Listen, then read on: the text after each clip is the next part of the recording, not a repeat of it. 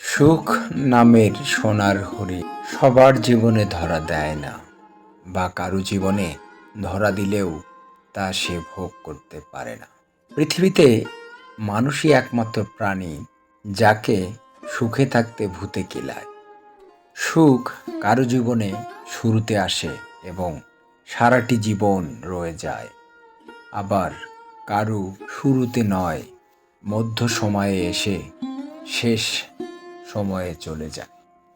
কারো কারো জীবনে সুখ নদীর পানির মতো বাড়ে, আবার সময়ের ধারায় কমে যায়। জীবনে সুখ পেতে হলে কেউ সম্পর্ক ছিন্ন করে, আবার কেউ নতুন সম্পর্ক তৈরি করে। সুখের নেশায় কেউ নিজেকে বিসর্জন দেয়, কেউ বা সুখের জন্য পরিশ্রম করে। আসলে সুখ পাওয়া যেমন সহজ, কিন্তু সেটাকে ধরে রাখা খুবই কঠিন। সুখের জন্য কেউ জীবন নেয়, কেউ বা জীবন দেয়।